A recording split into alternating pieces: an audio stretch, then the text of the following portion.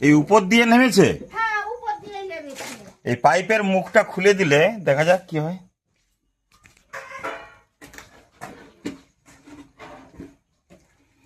এই পাইপের উপর দিয়ে ছাদে ছিল সাপটা।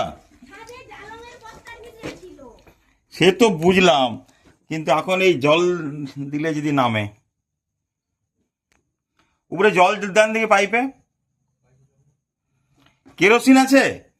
কেরোসিন নেই, সেই ওষুধ আছে। না না, কোনো ওষুধ দেওয়া যাবে না। ওই পাইপে জল ঢালতে হবে, আর একটু কেরোসিন দিয়ে দিলে ওর গন্ধে বেরিয়ে চলে আসবে সাপটা।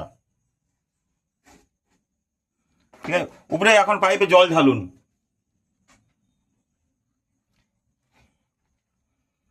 উপরে জালঙে সাপ ছিল। জালনে ওই যে নিচে নিচে গাড়ি রাখলে না, হুম। ওইখানে বস্তায় হয়েছিল। আমি তো মাথায় করে দিয়েছে, ছাদে ঢেলেছে। জল ঢালে চলে যাও ঠাকুমা উপরে। উপরে ওই পাইপ দিয়ে ঢুকেছে সাপটা তো। হ্যাঁ হ্যাঁ হ্যাঁ। আর এই পাইপটা কত ফাটাফুটি আছে। ওই একটু ফাটা বললাম, ওই যে একটা ইট মতন দেয়া আছে, সাদা মতন প্লাস্টিক। হ্যাঁ হ্যাঁ হ্যাঁ, ওই তিন জায়গা। আচ্ছা দেখছি। ওখান দিয়ে বেরিয়ে চলে গেলে তো কিছু করার নেই। ওই জায়গাটা, ওই জায়গাটা।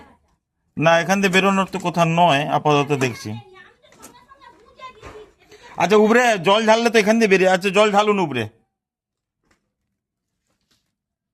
ওই পাশে আয় না, অনেক ভয় লাগে। কদম খালি। আচ্ছা, আগে জল ঢালুন, আগে জল ঢালুন, দেখি আমি। জল ঢালুন। এখান থেকে আমাকে ফোন করা হয়েছিল, আমি এসেছি সুমিত ঘুরেই। এটি গোখুরো সাপের বাচ্চা দেখতে পাচ্ছি। ছাদে জ্বালানি ছিল, তাতে ঢুকে গিয়েছিল, একটা পাইপ লাইন দিয়ে নিচে নেমে এসছে। সাপকে রেস্কিউ করছি আমি। সাপকে নিয়ে গিয়ে আমরা গভীর জঙ্গলে ছেড়ে দেবো। সাপকে বাঁচিয়ে রাখার প্রয়োজনীয়তা আছে, তার কারণ সাপের বিষ থেকে অনেক প্রকারের ঔষধ তৈরি হয়। এ নাও গো। দেখি।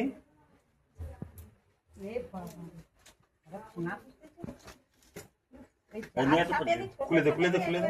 এলা ঢাকাটা, এইটা ঢাকা যাও। ও, ডিবাও পেয়েছে এবার। একটা আছে, ভালো ডিবা আছে, দাও। একটা ডিবা একটা দিন করে দাও। ডিবার মায়া করতেছে। আর নেই তো আমাদের ডিবা। এটা পরিষ্কার দেখতে পাবে বলে এই জন্য তাড়াতাড়ি খুলে দেখো।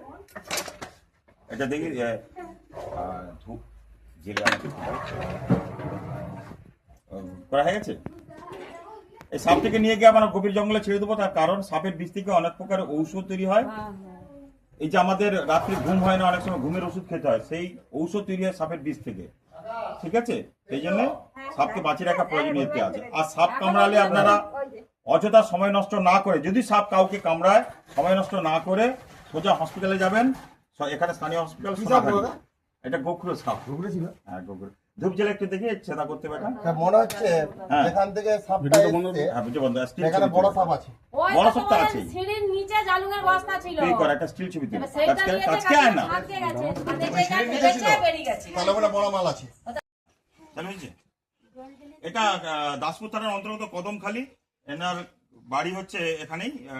কোথায় দেখেছিলেন সাপটা? ওই বস্তার মধ্যে ছিল, মাথায় করে তুলে নিয়ে চলে এসেছি তো। বস্তায় ছিল, মাথায় করে নিয়ে চলে এসছেন। হ্যাঁ, এসে ছাদে ঢেলে দিয়েছি। ছাদে ও বস্তাটা কোথায় ছিল? এই যে এইখানটা। ও, তাহলে সাপ নিচে ছিল। হ্যাঁ, সাপ নিচে ছিল। ওইটা বললো তো যে বস্তা সমেত নিয়ে গেছে, হ্যাঁ। মানে বস্তার তাহলে মধ্যে সাপটা মালটা ছিল। বস্তাতেই ছিল। ঢেলে দেওয়ার পর ও বেরিয়ে পাইপ লাইনে ঢুকে যায়। হ্যাঁ। তার পাইপ লাইন থেকে বের করে আমরা সাপটিকে রেস্কিউ করলাম। আমি সুমিত করি। সাপকে নিয়ে গিয়ে আমরা গভীর জঙ্গলে ছেড়ে দেবো, তার কারণ সাপকে বাঁচিয়ে রাখতে হবে। সাপের বিষ থেকে অনেক প্রকারের ঔষধ তৈরি হয়। আর সাপ যদি কামড়ায় কাউকে, অযথা সময় নষ্ট না করে সোজা হসপিটাল। আপনার নামটা একটু বলবেন। আমার নাম অসীমা মানিয়া। অসীমা মান্না। এটা কদমখালি। ঠিক আছে, নমস্কার। দেখি মালটা একটু ছবি বেরোলে বুঝতে পারবো।